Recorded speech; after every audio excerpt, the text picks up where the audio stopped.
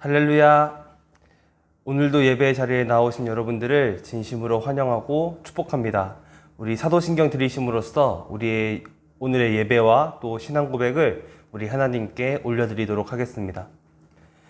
전능하사 천지를 만드신 하나님 아버지를 내가 믿사오며 그 외아들 우리 주 예수 그리스도를 믿사오니 이는 성령으로 잉태하사 동정녀 마리아에게 나시고 본디오 빌라도에게 고난을 받으사 십자가에 못 박혀 죽으시고 장사한 지 4일 만에 죽은 자 가운데서 다시 살아나시며 하늘에 오르사 전능하신 하나님 우편에 앉아 계시다가 저리로서 산자와 죽은 자를 심판하러 오시리라. 성령을 믿사오며 거룩한 공회와 성도가 서로 교통하는 것과 죄를 사하여 주시는 것과 몸이 다시 사는 것과 영원히 사는 것을 믿사옵나이다. 아멘.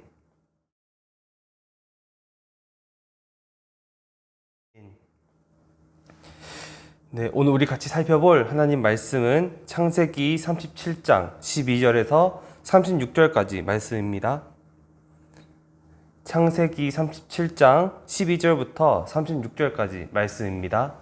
우리 저번 주에도 이야기했지만 우리 성경책 가지고 계신 분들 같이 찾아서 읽었으면 좋겠고, 또 우리가 말씀을 들을 때에 그냥 듣는 것이 아니라 노트나 공책 이런 거 준비하셔서 적으면서 필기하면서 하나님의 말씀을 또 기억하고 또 기록하는 그런 습관을 좀 많이 우리가 가졌으면 좋겠습니다.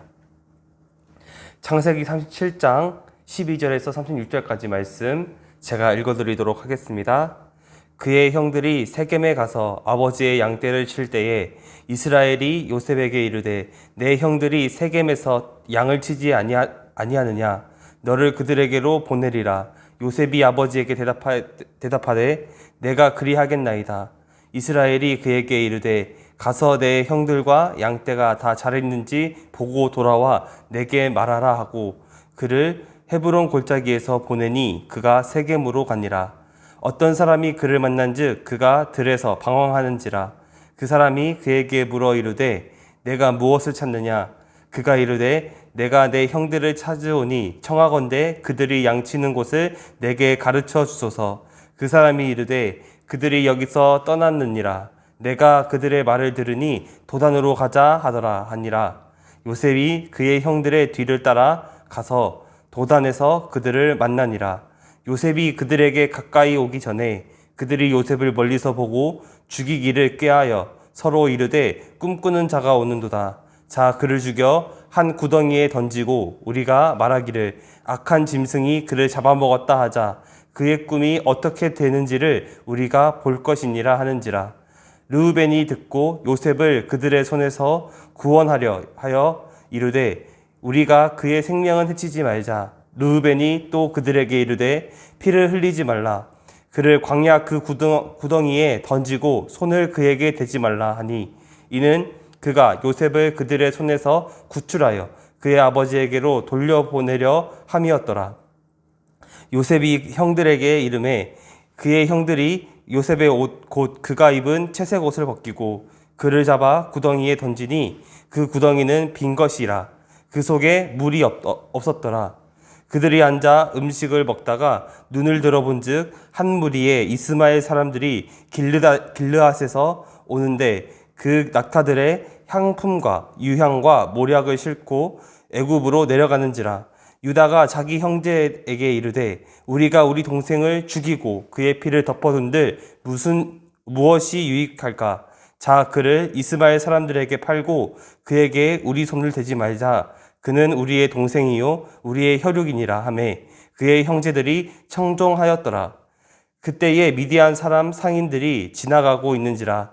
형들이 요셉을 구덩이에서 끌어올리고 은 20에 그를 이스마엘 사람들에게 팔매 그 상인들이 요셉을 데리고 애굽으로 갔더라. 르우벤이 돌아와 구덩이에 이르러 본즉 거기 요셉이 없는지라. 옷을 찢고 아우들에게로 되돌아와서 이르되 아이가 없도다. 나는 어디로 갈까? 그들이 요셉의 옷을 가져다가 숫 염소를 죽여 그 옷을 피에 적시고 그의 채색 옷을 보내어 그의 아버지에게로 가지고 가서 이르기를 우리가 이것을 발견하였으니 아버지 아들의 옷인가 보소서 하매 아버지가 그것을 알아보고 이르되 내 아들의 옷이라 악한 짐승이 그를 잡아먹었도다. 요셉이 분명히 찢겼도다 하고 자기 옷을 찢고 굵은 배로 허리를 묶고 오래도록 그의 아들을 위하여 애통하니 그의 모든 자녀가 위로하되 그가 그 위로를 받지 아니하여 이르되 내가 슬퍼하며 스올로 내려가 아들에게로 가리라 하고 그의 아버지가 그를 위하여 울었더라. 그 미디안 사람들은 그를 애굽에서 바로의 신하 친위대장 보디발에게 팔았더라. 아멘. 오늘은 하나님의 사람 요셉의 위기라는 제목을 가지고 여러분과 함께 하나님의 말씀을 살펴보도록 하겠습니다. 우리가 저번 시간에는 요셉 이야기의 가장 첫 부분과 요셉 이야기의 발단이 되는 꿈에 대한 이야기를 중심으로 본문을 살펴보았습니다. 창세기 37장부터 50장까지의 이야기는 야곱의 족보에 대한 이야기로 그 이야기를 이끌어가는 핵심 인물은 바로 요셉이었습니다. 그리고 이 요셉은 처음부터 성숙하고 하나님의 사람으로 있었던 것이 아니라 오히려 아버지의 사랑에 가려져서 성숙하지 못한 모습을 보여주었던 철없고 눈치 없는 그런 소년이었다는 사실을 통해 처음부터 요셉을 우리가 위대한 사람이라고 생각하고 본문을 읽으면 안 된다고 우리가 저번 시간에 살펴보았습니다. 우리는 이런 선입견을 배제하고 성경이 말하고자 하는 내용, 오늘 창세기의 저자인 모세가 진짜로 우리에게 전달하려는 그 내용이 무엇인지를 이해할 필요가 있습니다. 또 저번 시간에 살펴본 요셉의 이야기 속에서 중요한 점은 바로 꿈에 대한 것이었죠. 이 요셉은 무려 2차례에 걸쳐서 형들과 가족들이 자신에게 절을 하는 그런 꿈을 꾸었습니다. 요셉은 그 꿈의 내용이 정확히 무엇을 의미하는지는 알지 못했지만 그 꿈의 내용이 상당히 자기에게는 유리하고 또 좋은 꿈이었기 때문에 그 꿈을 형들에게, 가족들에게 자랑하기 바빴습니다. 이런 요셉의 꿈 때문에 요셉의 형들은 안 그래도 요셉을 좋지 않은 시선으로 보았는데, 곱지 않은 시선으로 요셉을 보고 있었는데, 이제는 아주 극혐할 정도로 요셉을 미워하게 되었습니다. 이 꿈이라는 포인트는 요셉 이야기를 진행하는 데 있어서 굉장히 중요한 부분이기 때문에 우리가 이 꿈에 대해서 잘 생각을 하고 이후의 본문들을 살펴보았으면 좋겠습니다.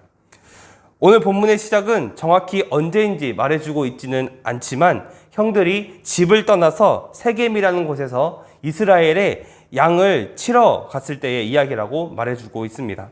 원래 야곱의 가족들은 이 헤브론이라는 곳에서 정착하여 살았는데 이 헤브론은 가나안 땅 남쪽 지역에 있었던 도시였습니다. 근데 요셉의 형들이 양을 치러 갔던 곳은 이 헤브론으로부터 북쪽으로 약 80km 정도 떨어진 세겜이라는 도시였습니다. 우리는 여기서 이 이야기가 시작된 시간적 배경에 대해서도 어느 정도 유추해 볼 수가 있습니다. 유목민들은 가축들에게 풀을 먹이기 위해서 목초지를 중심으로 이동하는 경향이 있습니다. 이 가나안 지역은 여름에는 남쪽 지역에 이렇게 풀이 무성하게 자랐고 겨울에는 북쪽 지역에 이렇게 풀이 무성하게 자랐습니다. 그러니까 원래는 이 가나안 남쪽에 헤브론에 정착했던 이 야곱 가족들이 이제 남쪽에는 풀이 없어지자 이제 북쪽으로 서서히 올라갔다는 것을 우리가 알 수 있겠죠. 그래서 이제 다다른 곳이 바로 세겜이라는 도시였습니다. 그런 점에서 이 이야기의 배경이 우리가 겨울쯤에 일어난 이야기라고 어느 정도 유추해 볼 수 있는 것이죠. 13절 말씀을 보면 야곱이 요셉을 그의 형들에게로 보내려고 합니다. 야곱이 요셉을 형들에게 보내는 이유가 무엇일까요? 형들을 감시하기 위해서였을까요? 형들이 일일을 잘하는지 못하는지, 농땡이 피우지 않는지, 딴짓하고 있지는 않는지 이렇게 감시하려고 요셉을 그들에게 보냈을까요? 아닙니다. 14절 말씀을 보면 형들과 양들이 잘 있는지 확인하고 돌아와서 알려달라고 말하고 있습니다. 그러니까 형들이 집으로부터 멀리 떨어져 있으니까 걱정이 된 나머지 요셉을 보내서 형들의 상황을 확인하고 오라는 것이었죠. 그런데 사실 그보다 더 본질적인 이유가 있었습니다. 사실 세겜이라는 도시는 불과 몇 년 전에 야곱의 딸 디나가 이 지역에서 정착했던 히위 족속의 하몰의 아들 세겜이라는 사람에게 강간을 당하는 그런 불미스러운 일이 있었고, 그에 대한 복수로 야곱의 아들이었던 이 시므온과 레위라는 이 두 아들이 디나를 위해서 보복하기 위해서, 복수하기 위해서 그 지역의 남자들을 몰살하는 아주 끔찍한 사건이 일어났던 곳이 바로 세겜이었습니다. 그러니까 당연히 이 세겜 지역에 있었던 사람들이 그날의 일들을 기억하고 야곱의 아들들의 얼굴을 아마 기억했을 것입니다. 그래서 이 요셉의 형들에게 보복하고 위협할 수 있었던 가능성이 충분히 있었기 때문에 야곱은 그들이 너무나도 걱정이 된 나머지 요셉을 보내서 그들이 평안한지 샬롬한지 확인하고자 했던 것이죠. 14절 말씀에서 이 야곱이 내 형들과 양떼가 다 잘 있는지라고 말하고 있는데, 이것을 원어로 살펴보면 내 형들이 평안하고 또 양떼들이 평안한지라고 해석할 수가 있습니다. 여기서 평안하다는 의미로 사용된 단어가 우리가 너무나도 잘 알고 있는 샬롬이라는 단어이죠. 이 부분을 보더라도 이 야곱이 요셉만을 사랑하고 형들을 막 미워하고 막 그랬던 것이 아니라 모든 형제들을 생각하고 사랑하고 있었으며, 그 중에서 요셉을 조금 더 사랑했다는 것을 우리가 알 수 있는 것입니다. 그리고 아버지의 뜻대로 요셉은 그들이 거주했던 그들이 거주했던 헤브론 땅을 떠나서 세겜으로 향하게 됩니다. 그리고 이야기는 곧바로 세겜으로 전환이 됩니다.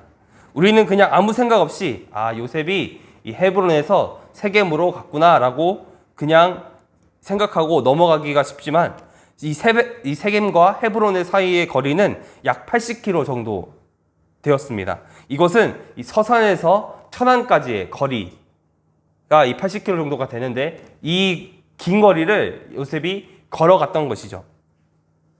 요셉은 오랜 시간을 들여서 세겜까지 올라가게 되었습니다. 그런데 요셉이 세겜에 도착했을 때 형들을 바로 만날 수 있었을까요? 아니었습니다.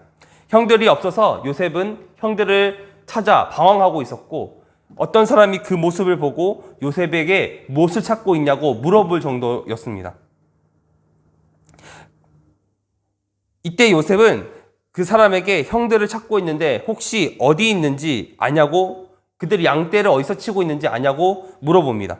그런데 이미 형들은 세겜을 떠나서 도단이라는 곳으로 갔다고 말합니다. 이 도단이라는 곳은 이 세겜으로부터도 북쪽으로 약 24km 정도나 더 떨어진 그런 곳이었습니다.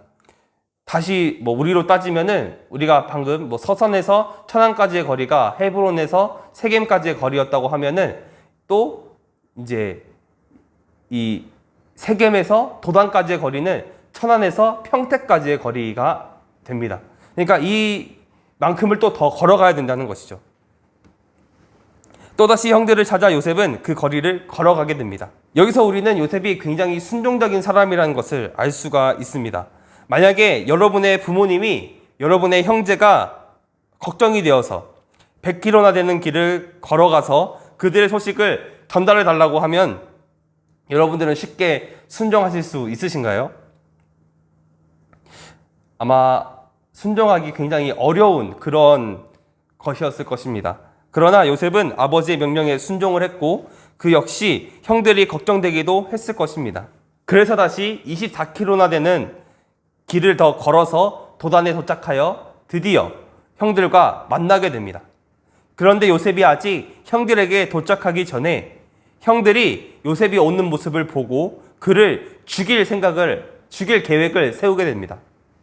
요셉은 아버지의 말씀도 있었고 형들을 걱정하는 마음으로 이렇게 찾아왔지만, 정작 형들은 순간적으로 눈의 가시처럼 보이는 요셉을 죽이려고 했었던 것이죠. 요셉의 형들은 요셉이 멀리서 다가오자 서로 꿈꾸는 자가 오는도다 라고 말하면서 그를 조롱하고 그를 죽일 계획을 세우게 됩니다. 그 계획이 무엇이었을까요? 20절 말씀을 제가 읽어드리겠습니다. 자, 그를 죽여 한 구덩이에 던지고 우리가 말하기를 악한 짐승이 그를 잡아먹었다 하자. 그의 꿈이 어떻게 되는지를 우리가 볼 것이니라 하는지라. 아멘. 요셉의 형들은 아버지의 편애 때문에 요셉을 싫어하기도 했지만 그들이 요셉을 극혐하게 된 궁극적인 계기는 바로 요셉의 꿈 때문이었습니다. 그러니까 계속 꿈을 가지고 트집을 잡고 있는 것이죠. 꿈꾸는 자가 오는도다. 그를 죽여서 그의 꿈이 어떻게 되는지 한번 보자 하는 것이 바로 그 증거이죠. 그런데 모든 형제들이 이 작전에 동의했던 것은 아니었습니다. 야곱의 첫째 아들이자 가장 큰 형, 맏형이었던 르우벤은 그들의 손으로부터 요셉을 구원하려고 했고 그의 생명은 해치지 말자고, 그의 생명에 손을 대지 말자고 말하고 있습니다. 르우벤의 제안은 그들 자신들에게 손에 피를 흘리지 말고 그를 그냥 그 광야의 구덩이 안에 넣어놓자는 것이었습니다. 한마디로 겁을 주자는 것이었죠. 그래서 나중에 요셉을 무사히 아버지에게 돌려보내는 것이 그의 목적이었습니다. 그러니까 르우벤의 계획은 그냥 요셉에게 겁만 주고 아버지에게 돌려보내는 것이 목적이었다고 볼 수 있는 것이죠. 일단 형제들은 큰형 르우벤의 제안대로 요셉이 그들에게 도착했을 때 그의 채색 옷을 빼앗고 그를 구덩이 안에 집어넣습니다. 이 구덩이는 물이 없는 메마른 구덩이라고 성경은 말하고 있죠. 일단 요셉은 르우벤 덕분에 생명을 유지할 수 있게 되었습니다. 그렇기 때문에 우리가 무조건 요셉의 형들을 다 나쁘게만 여길 필요는 없는 것 같습니다. 다른 형제들이 요셉을 죽이려고 했을 때 적어도 르우벤은 그를 구해낼 생각을 했었으니까요. 여기까지가 24절까지의 말씀의 내용입니다.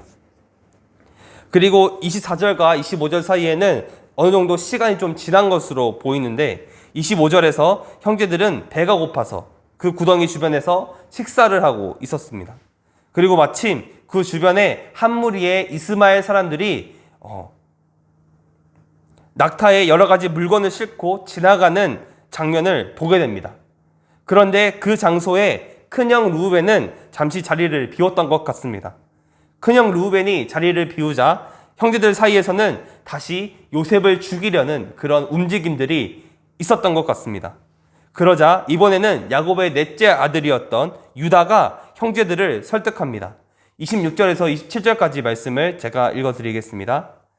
유다가 자기 형제들에게 이르되 우리가 우리 동생을 죽이고 그의 피를 덮어둔들 무엇이 유익할까? 자, 그를 이스마엘 사람들에게 팔고 그에게 우리 손을 대지 말자. 그는 우리의 동생이요 우리의 혈육이니라 하매 그의 형제들이 청종하였더라. 유다는 형제들에게 요셉이 우리의 동생이고 혈육인데 우리가 이 아이를 죽인다고 해서 우리가 얻게 되는 이익이 무엇인가, 유익이 무엇일까? 라고 말하면서 차라리 우리가 이 아이에게 손을 대지 말고 저기 있는 이스마엘 사람들에게 팔아넘기자라고 말하고 있는 것이죠. 그리고 형제들은 이 제안에 설득을 당하고 요셉을 구덩이에서 이끌어내서 그 사람들에게 요셉을 은 20전에 팔아넘깁니다. 그리고 요셉은 그들을 따라 이집트로 내려가게 되죠. 그리고 뒤늦게 돌아온 르우벤이 요셉을 구하려고 구덩이로 갔지만 아니 이게 웬걸, 이 구덩이에 있어야 할 요셉이 사라진 것입니다. 없어진 것이죠. 너무 놀란 르우벤은 자기 옷을 찢고 형제들에게로 돌아가서 아이가 없어졌음으로 인해서 굉장히 괴로워하는 모습을 보여주고 있습니다. 여기서 옷을 찢는 행위는 극도의 슬픔과 또는 분노의 감정을 표현하는 그런 행동이었습니다. 그러니까 지금 르우벤은 진짜로 요셉이 없어졌음으로 인해서 슬퍼하는 상황이었고 이것은 그가 한 말 속에서도 우리가 짐작해 볼 수 있습니다. 그는 형제들에게 돌아가서 동생이 없어졌던 것에 대해서 아이가 없도다, 나는 어디로 갈까? 라고 말하고 있습니다. 이 표현을 히브리 원어 그대로 다시 표현을 하면은 그 아이가 없어졌다, 나는 어디로 가야 하는가? 라고 말하면서 동생의 실종에 대해서 슬퍼하고 있는 것이죠. 동생을 구하지 못했다는 그런 죄책감 때문에 그는 아버지를 볼 면목이 없어진 것입니다. 그러니까 도저히 집으로 돌아갈 수가 없는 것이죠. 그래서 내가 어디로 가야 할까라고 절규하고 있는 것입니다. 결국 요셉의 형들은 수점소를 잡아서 그 피를 요셉의 채색 옷에 묻히고 요셉이 마치 사나운 짐승에게 잡아먹힌 것처럼 꾸민 뒤에 집으로 돌아가 그 옷을 아버지 야곱에게 전달합니다. 그리고 아버지에게 아버지, 우리가 집으로 돌아오면서 이 옷을 발견했는데 혹시 이 옷이 아버지의 아들의 옷이 아닌지 맞는지 한번 조사해 보세요. 확인해 보세요. 라고 말했습니다. 이때 야곱은 그 옷의 주인이 자기 아들 요셉의 것임임을 알아보고 이것은 내 아들의 옷이다. 사나운 짐승이 그를 잡아 먹었고 요셉이 찢겼도다 라고 말하면서 르우벤이 그랬던 것 같이 자기 옷을 찢고 허리에 굵은 배로 허리를 묶습니다. 여기서 굵은 배를 허리에 묶는 행위는 이 장례를 위한 행동입니다. 그리고 오랜 시간 동안 아들 요셉을 위해서 애통했다고 슬퍼했다고 성경은 기록하고 있죠. 우리는 저번 시간에 이 요셉이 야곱에게 있어서 얼마나 소중한 아들이었는지를 볼 수 있었습니다. 다른 아들이 죽었어도 정말 가슴이 찢어지고 슬플 텐데 하물며 자기의 자녀 중에서 가장 사랑하는 아들, 가장 아꼈던 아들의 죽음은 정말 말로 표현하지 못하는 그런 아픔이었을 것입니다. 아버지가 오랫동안 요셉을 위해서 슬퍼하자 야곱의 아들들과 딸들은, 야곱의 자녀들은 아버지 야곱을 위로하려고 했지만 이 아버지 야곱은 그 위로들을 모두 다 거절합니다. 그리고 말하기를 내가 슬퍼하며 스올로 내려가 내 아들에게로 가리라 라고 말합니다. 여기서 스올로 내려간다는 말은 죽음을 의미하는 표현입니다. 그러니까 야곱은 요셉을 잃은 슬픔이 너무나도 큰 나머지 내가 애통해하며 슬퍼하며 죽어서 내 아들 곁으로 가야겠다라고 말하고 있는 것이죠. 이것이 아마 자녀를 잃은 부모의 마음은 아닐까요? 이제 야곱에게는 더 이상의 삶의 소망이 사라진 것이나 마찬가지였습니다. 아마 그런 일은 일어나지 말아야겠지만 만약에 여러분이 잘못된다면 여러분의 부모님의 심정은 정말 속이 타들어가고 뭐라고 표현할 수 없는, 말할 수 없는 그런 고통과 아픔 속에서 아무 소망도 없이 살아가게 될 것입니다. 그것이 부모의 마음일 테니까요. 오늘 야곱은 그런 슬픔을 겪게 된 것입니다. 아마 야곱은 이런 생각도 했을 것입니다. 내가 요셉을 자기 형들에게로 보내지만 않았더라면 이런 일은 없었을 텐데, 그가 죽지는 않았을 텐데, 내 아들이 여전히 살아있을 텐데, 나 때문에 라는 이런 후회와 아픔이 야곱을 더 힘들게 만들었습니다.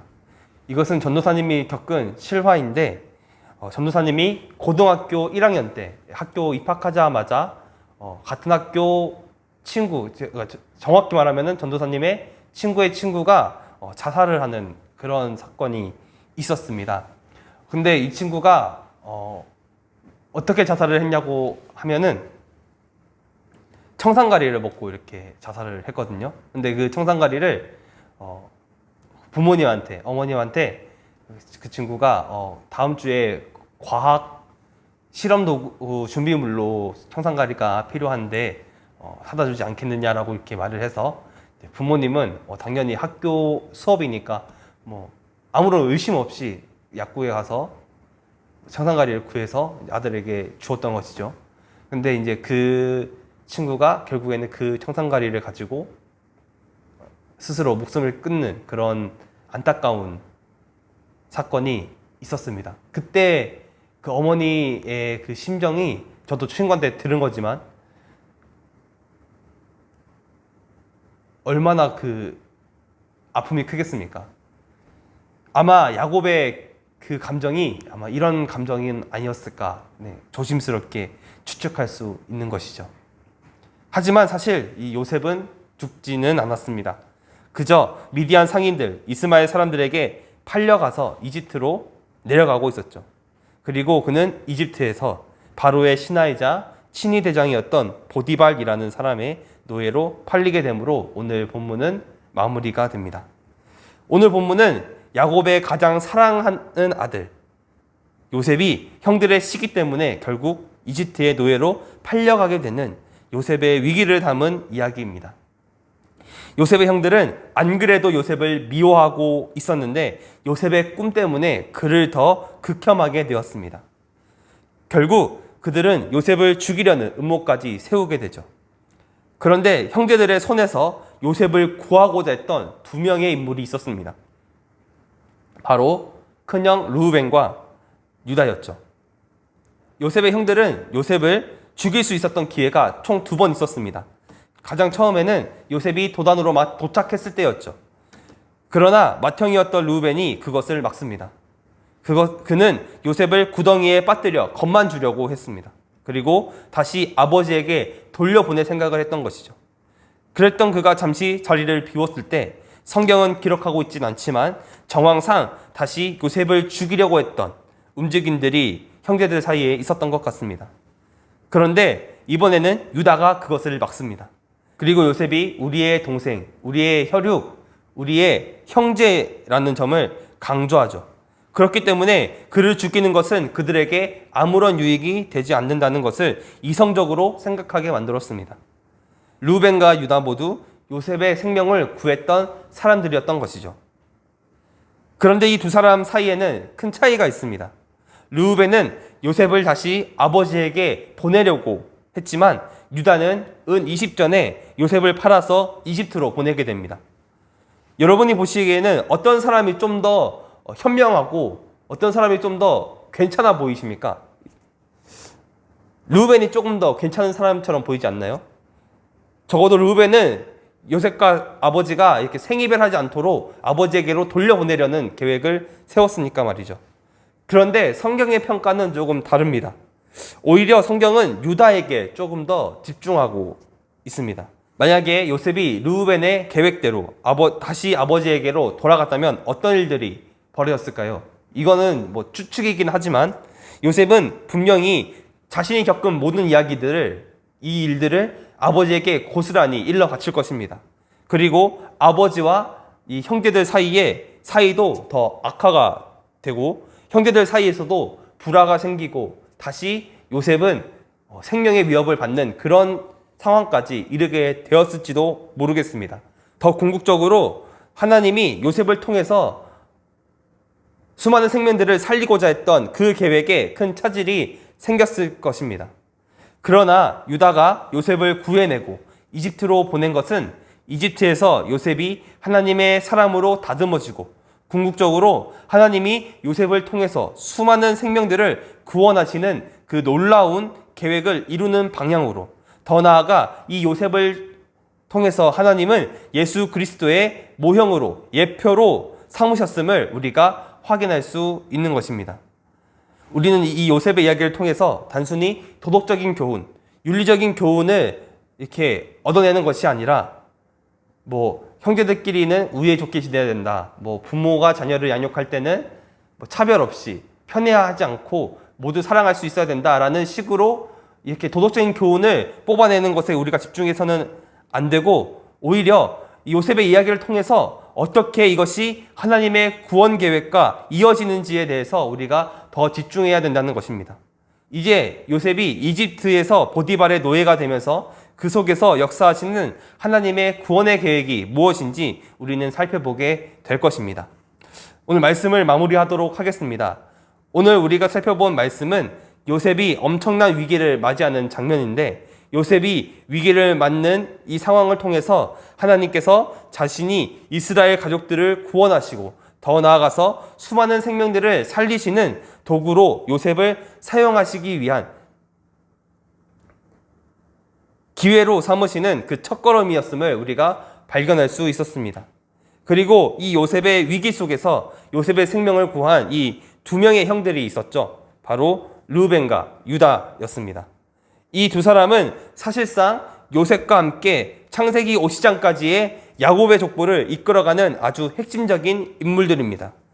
요셉과 함께 하나님께서 이 인물들을 어떻게 이끌어 가시는지 이야기가 진행되면서 우리는 살펴보게 될 것입니다. 우리가 한 가지 분명하게 기억해야 되는 것은 이 요셉의 이야기는 단순히 도덕적이고 윤리적인 교훈을 주기 위한 이야기가 아니라 하나님의 약속에 대한 이야기라는 사실, 그리고 그 스토리를 이끌어가는 요셉은 처음부터 온전한 하나님의 사람이 아니라 점차 하나님께서 하나님의 사람으로 다듬어가고 만들어 가실 것임을 우리가 기억할 수 있었으면 좋겠습니다. 우리 기도하고 마치도록 하겠습니다.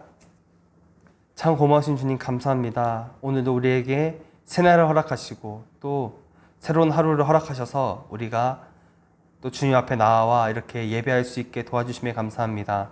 비록 우리가 코로나라는 상황 때문에 직접적으로 만나서 모여서 이렇게 예배할 수는 없지만 그래도 이렇게 영상으로 온라인으로 이렇게 주님의 말씀을 듣고 또 묵상하는 시간을 허락하심에 또 예배하는 시간을 허락하심에 너무나도 감사드립니다.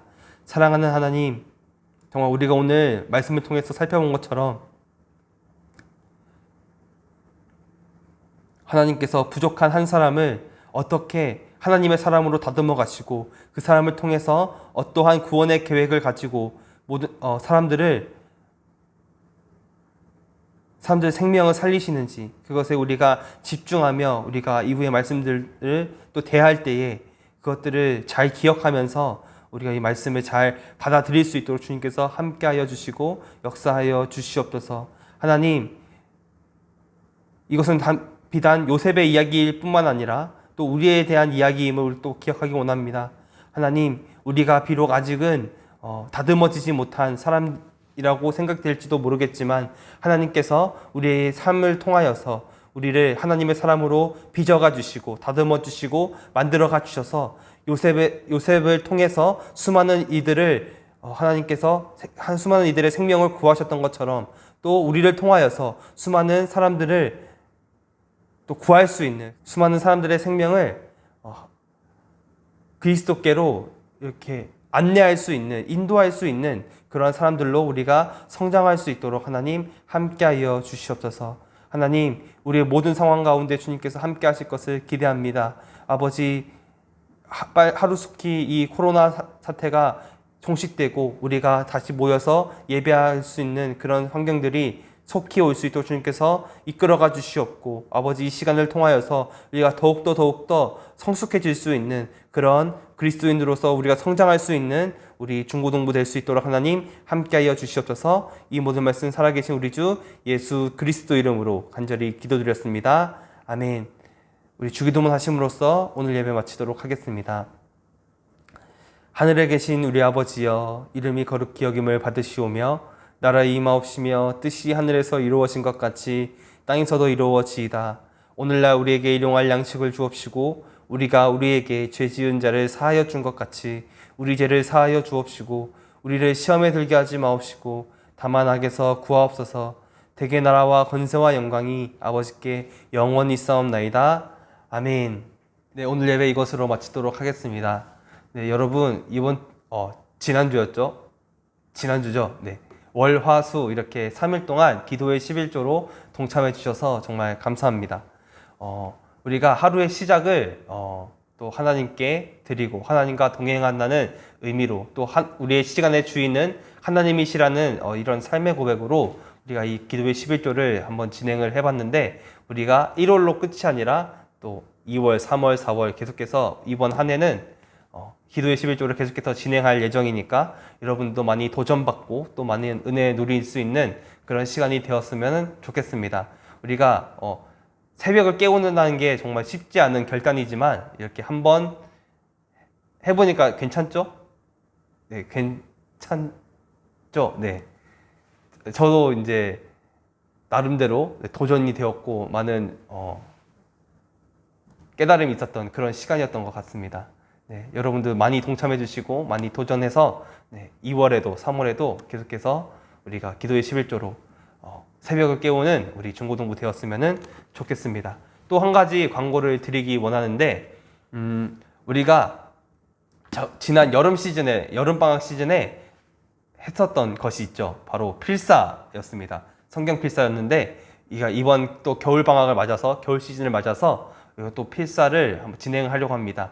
이번에는 우리 참가하시는 모든 분들에게 최대한 참가상을 드리려고 하고 있고 또 이제 그 중에서도 또 추첨을 해서 한 3명 정도 또 이렇게 추첨상을 또 드리려고 합니다. 본문은 이 로마서 1장부터 16장까지 저번보다 좀 분량이 줄었을 거예요 아마. 네, 분량이 줄었는데 네, 그래서 또 같이 한번 도전해보고 또 이 로마서 말씀을 통해서 우리에게 부어주시는 그 은혜를 우리가 또 누리고 또 묵상하면서 나아갈 수 있는 그런 시간이 되었으면 좋겠습니다. 뭐 자세한 거는 카톡으로 다시 공지를 드리도록 하겠습니다. 그러면은 우리 또 다음 주에 여러분 만나요. 안녕. 안녕.